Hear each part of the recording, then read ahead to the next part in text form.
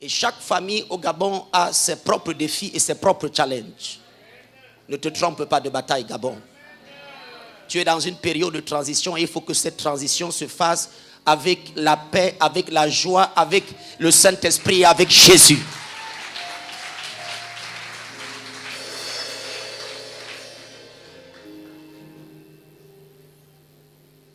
Vous savez que le diable a réclamé le sang de l'Afrique centrale. Il y a un dragon qui parcourt le monde et qui tend des pièges aux nations. On a réclamé le sang du Gabon, on a réclamé le sang du Cameroun, on a réclamé le sang du Tchad, on a réclamé le sang du Congo-Brazzaville, on a réclamé le sang de la Guinée. Et le Seigneur, miraculeusement et mystérieusement, assure la paix des siens. Je voudrais que tu dises merci Seigneur. Merci, Seigneur. Que le sang ne coule pas dans cette nation.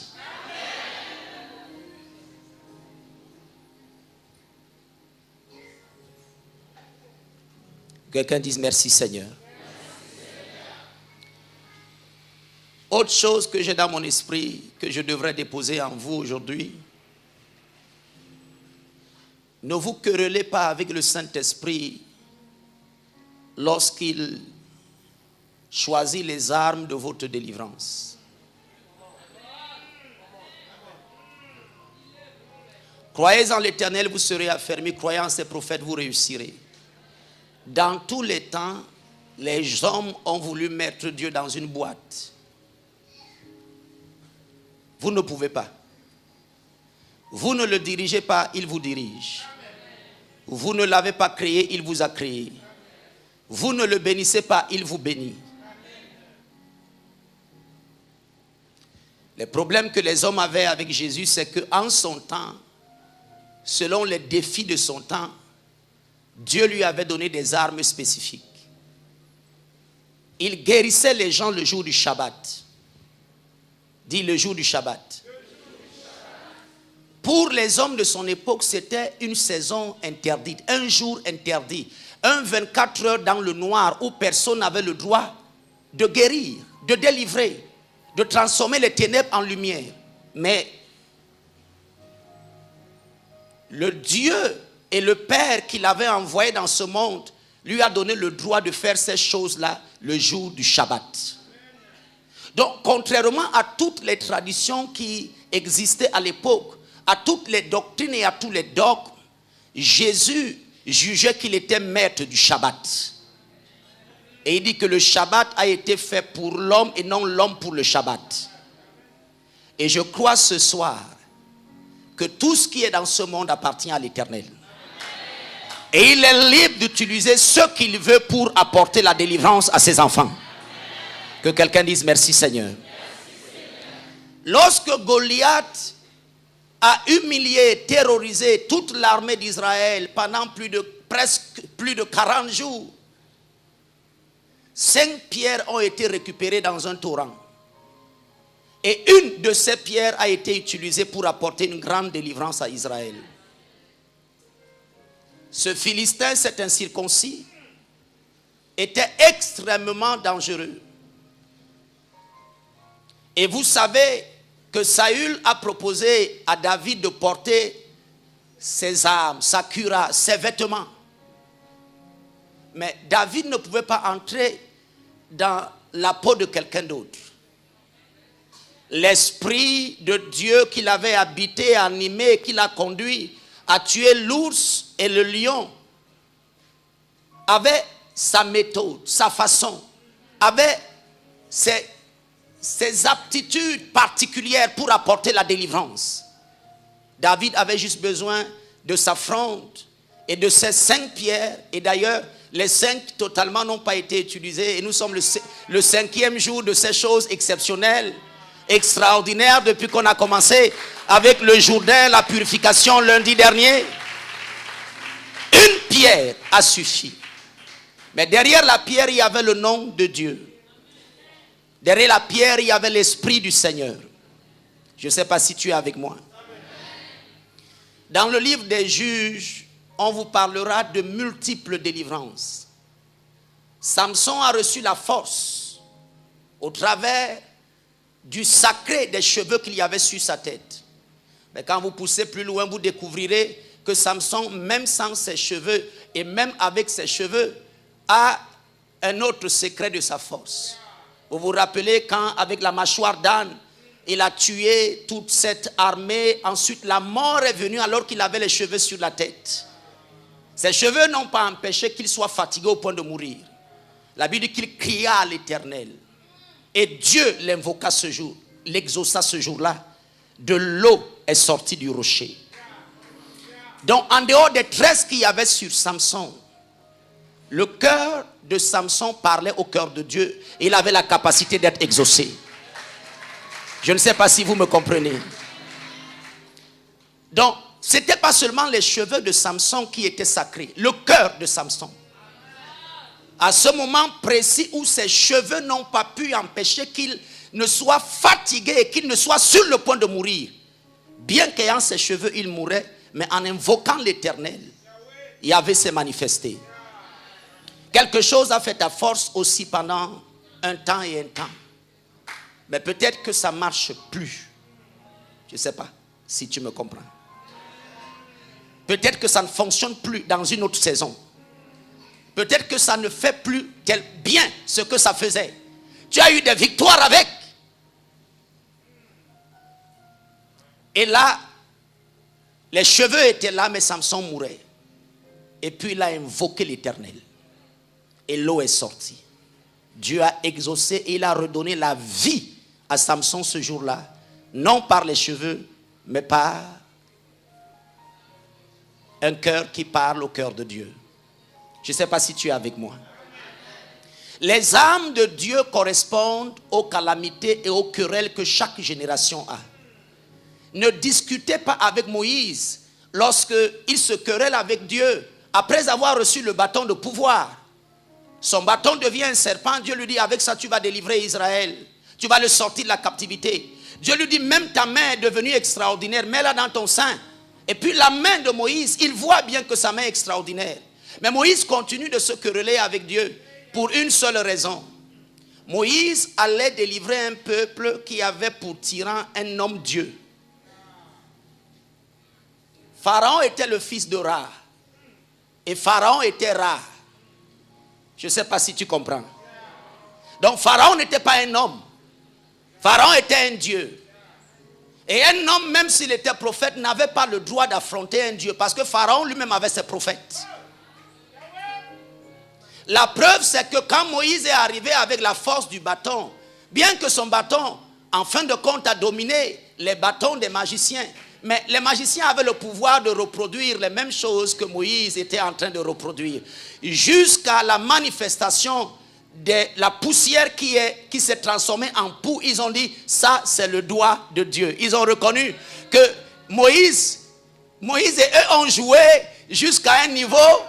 Et ce que Moïse a réclamé à Dieu, parce que Dieu lui a donné des armes, il dit, avec ça tu vas délivrer. Mais Moïse, connaissant, ayant vécu 40 ans comme Égyptien, prince d'Égypte, ayant vu les prodiges de l'Égypte, il dit, je n'irai pas. Même avec le bâton, je n'irai pas. Même avec la main puissante, je n'irai pas. Trouve autre chose pour moi. Et ce que Yahvé a trouvé était de dire à Moïse, c'est bon, Aaron sera prophète à ta place. Et toi, tu seras Dieu. Itanu Zabakita. Yabina manzuru kaela mansuru kabani.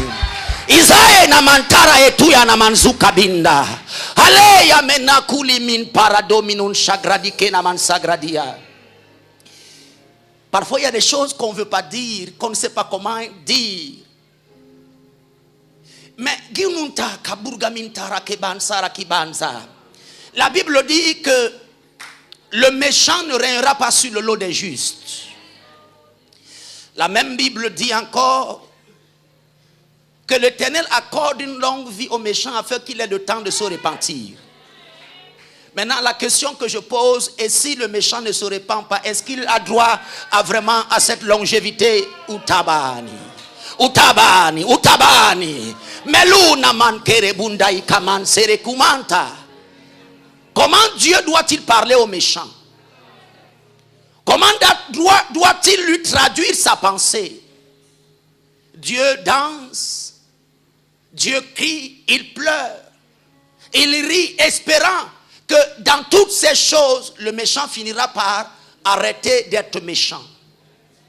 Il donne donc une longue vie aux méchants afin qu'ils se répandent. Mais quand il n'y a pas de repentance, après un rajout, une rallonge, après une prolongation de vie, Ginana Tobani, Yekuna Mansara Gubani, Deuna Mansara, Dieu aime tous les hommes, il aime tous les peuples.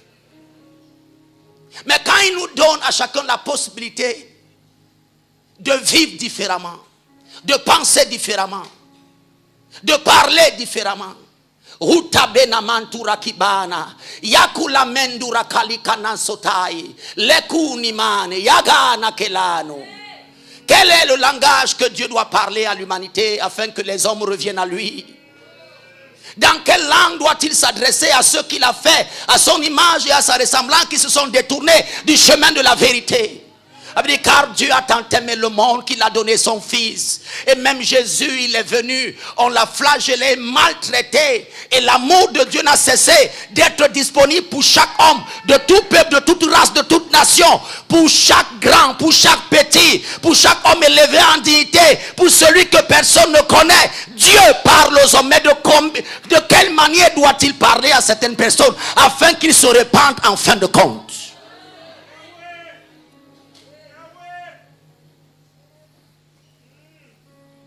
J'ai vu le temps se raccourcir. Idina akubana. Elukumani kaleta. Disaye la nukabani yakumanzara kitana. Zukilano bamum kalkidasa. Elgumane kelano mansukrabigano. Jehovanae kalena mansada kita. Leuna mambai kalena mansuru kabaka. Dans chaque génération, il y a les défis. Dans chaque nation, il y a des combats. Et Dieu choisit les âmes qu'il veut pour apporter la délivrance. Il choisit les âmes. Il choisit les âmes. Dans chaque vie, il y a une ombre de l'obscurité qui détient le mystère de la captivité. Jusqu'à ce qu'une lumière plus grande arrive. Ma Bible dit dans le livre de Jean que Jésus est la véritable lumière qui est venue dans le monde pour éclairer tout homme. Pouvons-nous laisser Jésus éclairer le Gabon ici aujourd'hui?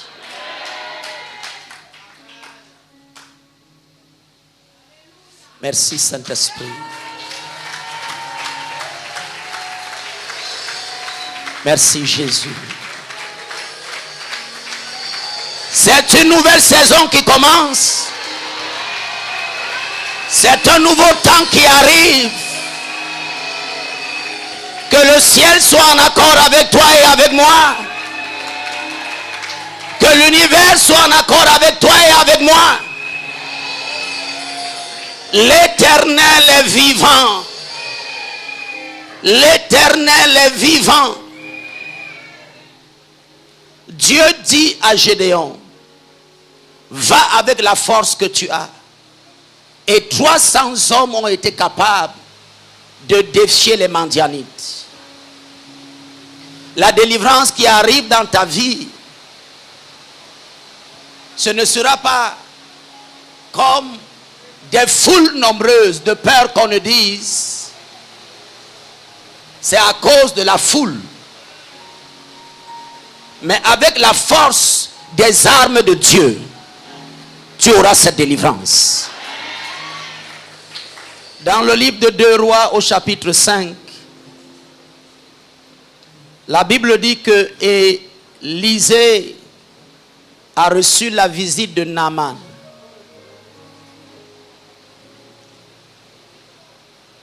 Et quand Naaman arrive dans les environs du lieu saint dans lequel se trouvait Élisée, Élisée a envoyé un de ses serviteurs. Va et dis à Naaman va plonger 7 fois dans les eaux du Jourdain, tu seras purifié et totalement pur. Naaman s'est comporté comme certains d'entre nous. Nous voulons dicter à Dieu comment et avec qui et avec quoi il doit nous délivrer. Naaman a dit, les eaux de l'Utah, le pampa de mon pays, ces eaux ne valent-elles pas mieux que le Jourdain? Et l'un des serviteurs de Naaman lui a dit, si le prophète t'avait demandé quelque chose de compliqué, ne l'aurais-tu pas fait? Maintenant qu'il te demande quelque chose de simple, pourquoi tu te querelles? Les hommes ont cette étrange habitude de vouloir prendre la place de Dieu et de lui dire, qui est celui qui doit leur apporter la délivrance? Comment il doit leur apporter la délivrance? Et avec quoi doit-il leur apporter la délivrance? Mais Élisée était l'homme indiqué. Le Jourdain était l'instrument de la délivrance. Et le serviteur d'Élisée était le bon intermédiaire. En fait, le problème de Naaman était à plusieurs niveaux. C'était un général. Et il se disait que le prophète aussi était un général dans la respectabilité des choses de Dieu. Pour qu'il y ait une courtoisie diplomatique concevable, le prophète devrait sortir de son lieu saint et venir agiter sa main sur le grand général Naaman. Mais ce que Naaman ne savait pas, c'est que en Israël, les lépreux n'avaient pas droit de citer. Donc si le prophète s'était hasardé à aller à la rencontre de Naaman, il serait en train de violer la loi de Dieu. Donc ce n'était pas simplement folklorique de dire à son serviteur, va. C'était afin que la loi de Dieu reste souveraine. Et la Bible dit que les commandements de Dieu ne sont pas pénibles. Généralement, les choses que Yahvé nous demande de faire ne sont pas compliquées. Avoir un cadenas, est-ce que c'est compliqué? Ouvrir un cadenas, est-ce que c'est compliqué? Des rares fois. On a eu ce problème-là quelques fois et des gens ont pleuré à la Terre Sainte, au sanctuaire. Au moment d'ouvrir le cadenas, il refuse de s'ouvrir. Mais nous là-bas, on a des haches, des marteaux et des scies. Il n'est pas possible qu'un seul cadenas reste. Quelle que soit la nature du démon, quelle que soit la nature de cette poisse, on vient toujours à bout des cadenas qui doivent représenter notre délivrance. Mais les hommes ont cette habitude de se quereller avec Dieu. Sur qui doit les délivrer, sur comment il doit les délivrer, sur même quand il doit les délivrer. Mais Élisée était la personne indiquée. Et sa parole auprès de son serviteur était suffisante. Et le Jourdain était l'instrument favorable que Dieu avait choisi pour cette grande délivrance. Je ne sais pas si tu me comprends. J'imagine que l'aveugle pour qui Jésus a pris de la salive et de la boue et puis il l'a envoyé aller se laver quelque part, il était tellement aveugle que la Bible ne nous montre pas qu'il est en train de regimber devant toutes ces choses que Jésus faisait. Peut-être parce qu'il ne voyait pas la couleur de la boue comme était sur ses yeux. Parce que s'il avait vu la couleur de la salive de Jésus, s'il avait vu là où Jésus avait pris la terre, là où les chameaux avaient fait caca, là où les moutons avaient fait pipi, cette terre-là, bon, j'imagine qu'il était aveugle, mais il sentait quand même les odeurs. Il a dû sentir l'odeur du bouc passer devant ses yeux. Mais quelquefois, la médecine de Dieu est préférable à celle des hommes. Vous savez, les hommes, dans la médecine conventionnelle et d'ailleurs même dans la médecine traditionnelle, il y a toujours beaucoup de douleur. Il y a toujours beaucoup d'odeur. Ce n'était que la salive de Jésus. La salive, ça fait mal? Hein? Un peu de boue sur les yeux, ça fait mal? Un peu inconfortable. Mais à la fin, il est libre. Arrête d'exiger à Dieu de te délivrer à ta façon. Arrête. Partout où vous voyez le miraculeux disparaître, c'est que les hommes sont devenus les enseignants de Yahvé. Vous ne pouvez pas exiger à Dieu d'être comme vous pensez. Vous ne pouvez même pas dire à Dieu d'être dans la doctrine que lui-même il vous a enseignée. Il est au-delà de la doctrine qu'il vous a enseignée. Je ne sais pas si tu es avec moi. Je ne sais pas si tu me comprends. Alléluia. Jésus a dit à Pierre, vous imposerez les mains aux malades et les malades seront guéris. Mais la Bible nous raconte que la beauté du ministère de guérison de Pierre, c'est que son ombre, à un moment, guérissait les malades et ressuscitait les morts. Je ne sais pas si tu es avec moi. Mais imaginez un peu les hommes de l'église primitive lorsque cette sagesse de Dieu est arrivée. Pierre qui marche et on met des paralytiques, des aveugles, des gens de toutes sortes de... Imaginez ce que les gens ont dit à l'époque. Même l'ombre de Jésus pas fait prier avec son ombre. Je ne sais pas si tu es avec moi. Même Jésus ne nous a pas fait prier avec son ombre. Même Jésus ne l'a pas fait. Alléluia. Mais l'onction de Dieu dans la vie de Pierre s'était industrialisée. Je ne sais pas si tu es avec moi. L'onction s'était métamorphosée. Et il faut dire que le maître avait annoncé que ses apôtres auraient le pouvoir de faire les mêmes miracles que lui et qu'ils en feraient de plus grands miracles. Et nous sommes ici ce soir dans la dimension de plus grands miracles. Je ne sais pas si tu m'as entendu.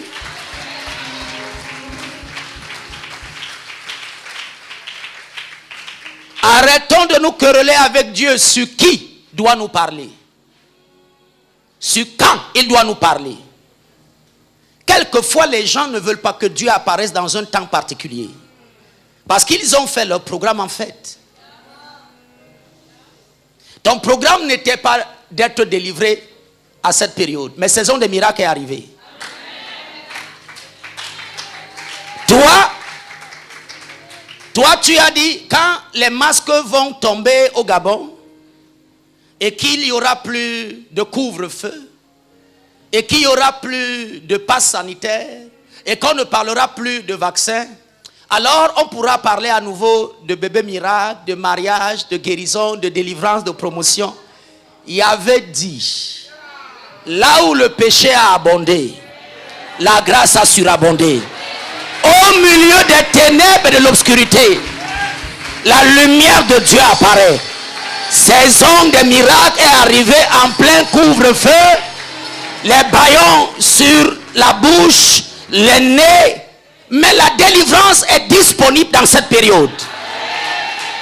Le miracle est disponible dans cette période. Arrête de te quereller avec Dieu. Arrête d'imposer à Dieu le vieux système dans lequel lui-même il t'a introduit. C'est parce que tu étais bébé.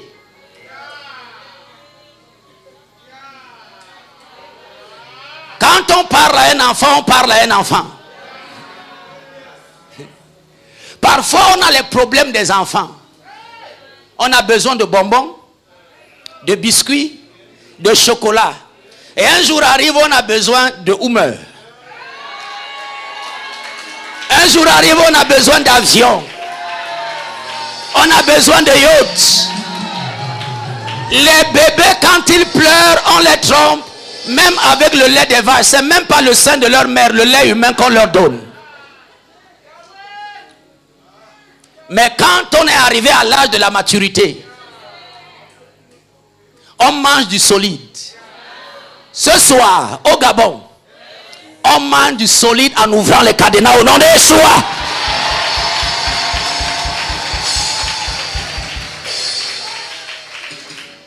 N'impose pas à Jésus la doctrine d'imposition des mains que lui-même a enseignée quand il doit ouvrir les yeux de l'aveugle. Ne lui dis pas, maître, rappelle-toi qu'on doit imposer les mains aux malades. C'est toi qui nous as enseigné ça. Non, kabondouya, makunantara. Là où namantira, yakina, kalenanzara. Yaouda mantere du minshada. Algumante kebanu gargia mansara kubani. Yauta mandere du mintara. Kalumen shura kabin zara kinata. Yarkana kesaya. Non, non, tu fais pas ça. Tu fais pas ça avec ton professeur. Si ton professeur te dit 1 plus 1 font 2, et qu'un jour il revient te dire 1 plus 1 font 1, tu ne te querelles pas avec lui. C'est juste que tu étais à la maternelle hier, et aujourd'hui tu es arrivé à l'université. Il y a une complexité dans la chimie et les mathématiques nucléaires que tu devrais être capable de comprendre. Et dans ce dans quoi nous sommes ici en ce moment, tu dois être capable de comprendre ça. Tu dois être capable de comprendre ça. Ta vie et le Gabon tout entier a dépassé l'étape des bonbons. Tu te rappelles qu'à une époque, quand on avait le baccalauréat ici, on savait qu'on allait directement à Paris. Donc, c'était une époque. Tu savais que tu étais payé pour étudier, même quand tu n'étudiais pas, on te payait toujours. Nous, on a vécu à cette époque-là dans ce pays.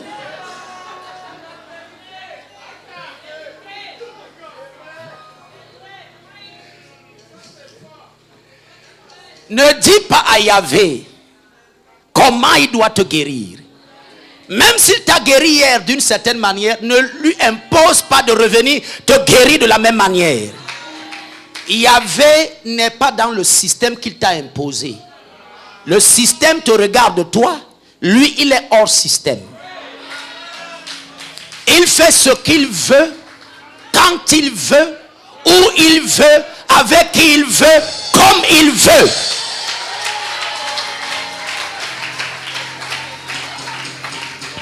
Le problème que nous avons dans la gouvernance entre les administratifs et les visionnaires, c'est celui-là. L'administratif maintient le système. Et parfois, il veut le maintenir contre gré de celui qui a inspiré le système. Les visionnaires changent tout le temps. Parce qu'ils peuvent capter le futur. L'administratif ne le capte pas. On lui a dit ici, on arrive à 5 heures et on doit arriver à 5 heures. On a dit on ferme la porte, on doit fermer la porte. Mais il y a des jours où on n'a même pas besoin d'avoir des portes. Le visionnaire, c'est cela. Je ne sais pas si tu es au courant. Je ne sais pas si tu comprends ce que je t'explique en ce moment. Yahvé n'est pas un administratif. Il n'essaie pas de maintenir un système. Il voit plus que toi. Il sait plus que toi. Il sait avant que tu ne te couches là où tu vas te coucher. Il sait comment tu vas finir ta vie. Il sait à quoi ressemble ton destin avant même de commencer. Donc ne lui impose pas de limites. Que quelqu'un dise merci Seigneur. Que quelqu'un dise merci Seigneur. La piscine de Bethesda était une exemplarité à l'époque de Jésus. Un lieu de miracle, mais pas du tout conventionnel. Vous faites comment avec ce Dieu-là? Pourquoi vous ne l'observez pas? Il refuse d'entrer dans une boîte. Il refuse d'être contrôlé. Il veut rester Dieu, égal à lui-même. Jésus marche, ressuscite les morts, guérit les malades. Mais l'ange là, il vient tout le temps. Même si c'est après 2 ans. Il guérit son malade. Et puis il repart. Dans la même période où Jésus faisait ses miracles. Je ne sais pas si tu es avec moi. Dans la même période où les apôtres étaient puissants, on avait des diacres évangélistes comme Philippe qui se téléportaient. Pourquoi vous voulez le contrôler? Si vous marchez à pied ou vous montez sur des chars et que moi, le même Dieu me téléporte, pourquoi vous voulez que je commence à me quereller avec lui s'il a décidé de me téléporter? Est-ce que tu es avec moi? Il y a des personnes au milieu de nous. Dieu veut faire une chose qui dépasse la compréhension et l'entendement. N'essaye pas de commencer à comprendre tout de lui. Vous savez, Marie a été excusée parce qu'elle était un enfant, parce qu'elle a posé la même question que Zacharie. Elle a été visitée de la même manière.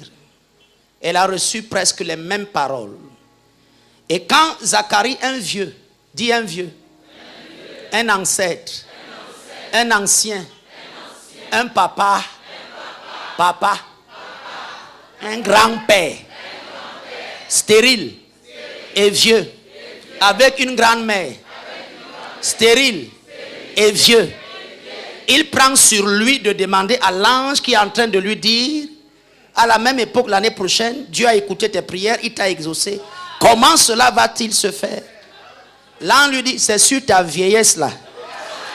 Tu parles aux gens comme moi.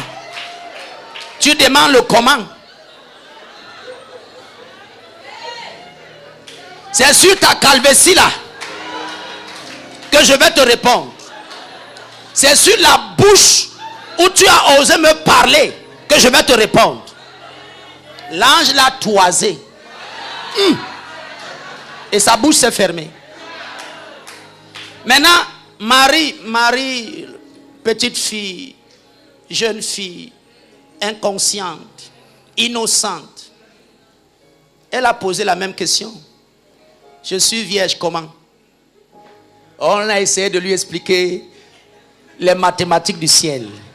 Le Saint-Esprit te couvrira de son... Elle n'a rien compris. Rien. Le Saint-Esprit te couvrira de son nom. Elle a compris quoi? Le Saint-Enfant qui naîtra de toi sera appelé fils du Très-Haut. Elle a compris quoi?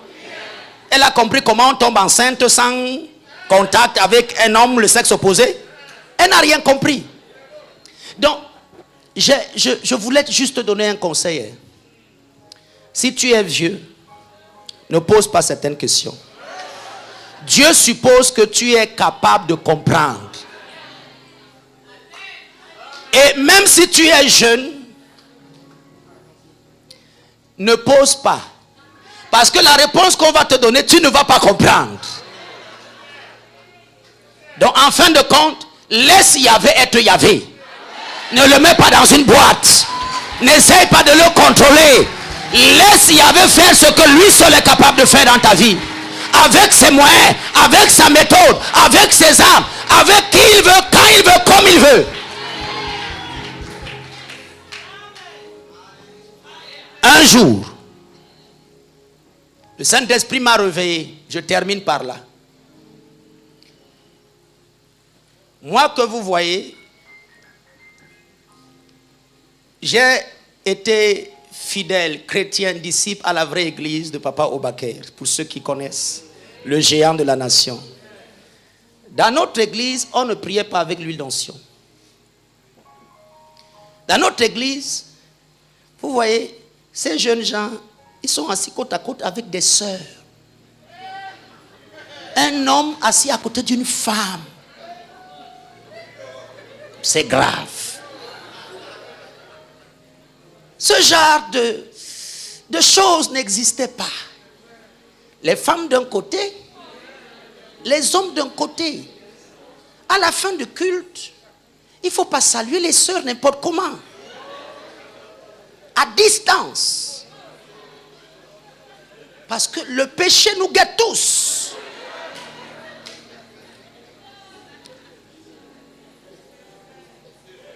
Donc, je viens de loin d'entendre Dieu et obéir à Dieu. Un jour, le Seigneur m'a dit, lève-toi, c'était environ 23 heures, va dans le premier carrefour qui est à côté de ta maison, prends du lait, verse sur toi. Je ne vous demande pas de le faire. Je vous connais. Des imitateurs hors pair. Dieu m'avait... Ne le faites pas. C'était une période compliquée de ma vie. Et puis, quand j'ai fini de le faire, je suis rentré. Le lendemain matin, J'avais un compte en banque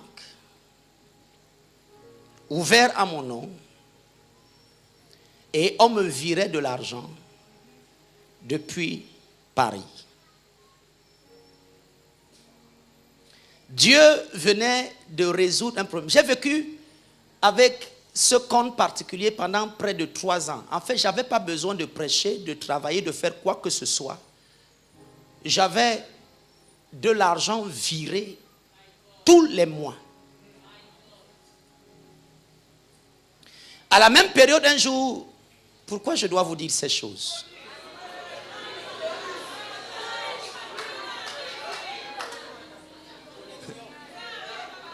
Qui me dérange dans cette salle? Pourquoi je dois vous dire? À la même période, il avait me dit, écoute, l'or et l'argent m'appartiennent. Je n'utilise pas de parfum à cause des raisons de Dieu. C'est pour les mêmes raisons que je n'ai pas de chaîne, je n'ai pas de bague. Parce que sur mon corps, ça disparaît. Ça ne date pas de maintenant. Je n'utilise pas de parfum, mais il m'a dit, prends ton parfum et déclare au nom de Jésus, argent. Je l'ai fait. Et puis il me dit, va à la banque. Je suis arrivé là-bas. Et les gens ont décidé de me donner de l'argent.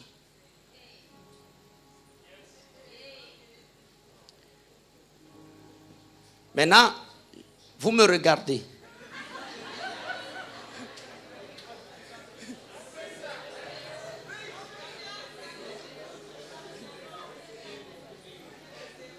Dans la même période, j'ai continué d'utiliser ce parfum au nom de Jésus. J'avais reçu de l'argent, un transfert. J'arrive devant le guichet, on me donne de l'argent et c'était de l'argent en plus, peut-être 4 fois plus que ce qu'on devait me remettre. Vous savez que je suis un chrétien, un enfant de Dieu qui doit recevoir 1 million de francs. On le dépose devant ses yeux 4 millions. Qu'est-ce qu'il fait? S'il vous plaît, monsieur. Hein? Il parle en langue. C'est ce que j'ai essayé de faire. J'ai remis. Je dis à la dame, s'il vous plaît, le montant est de 1 million. Ça, c'est pas pour moi. Elle m'a regardé droit dans les yeux.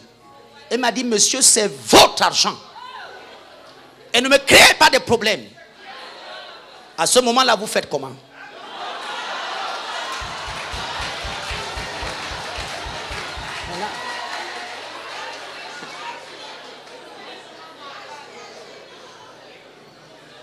Je vous pose une autre question.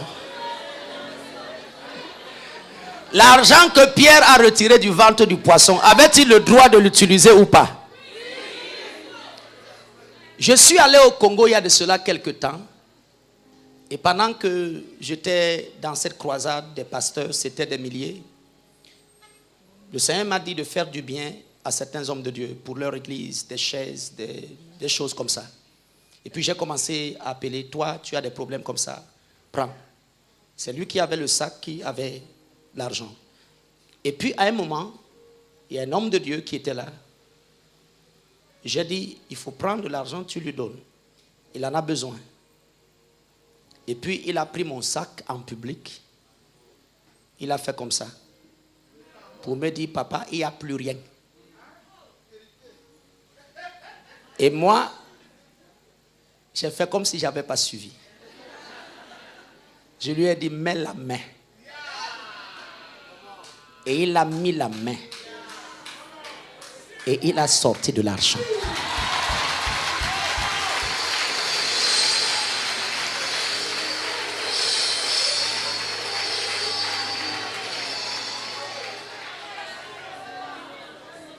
À ce moment-là, vous faites comment? On peut utiliser ce type d'argent? Vous voyez Maman Gloria, n'est-ce pas?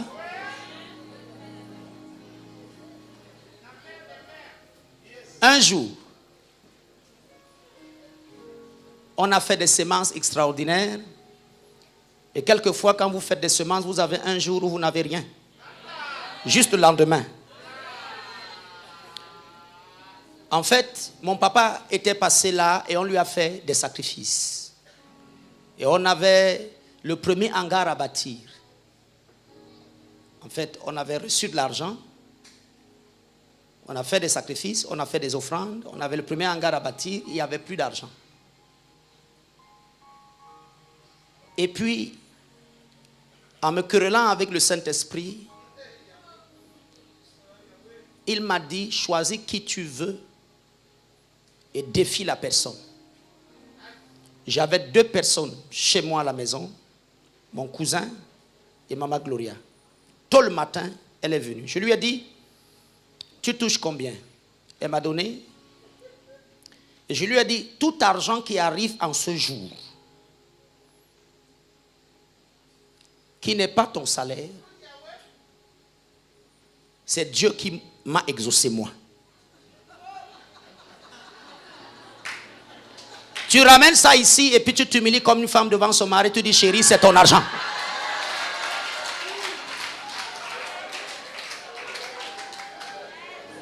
Alléluia. Et quelque chose d'étrange s'est passé. Elle était la 2e personnalité de là où elle travaillait. Et puis un homme est arrivé avec un cadeau. C'était une boîte bien emballée. On se disait qu'il y avait du vin à l'intérieur. On a remis à celui qui était au-dessus d'elle. Et le monsieur lui a dit, ben Daniel, ça c'est pour vous. Et elle a pris. Et quand elle est rentrée, je lui ai demandé, est-ce que mon Dieu a-t-il déposé quelque chose entre tes mains qui m'appartiennent? Et elle me dit, si tu es soulard, il a déposé du vin pour toi. Et je lui ai dit, donne. J'ai ouvert le cadeau. C'était des liasses de 500 000 francs enroulés à l'intérieur.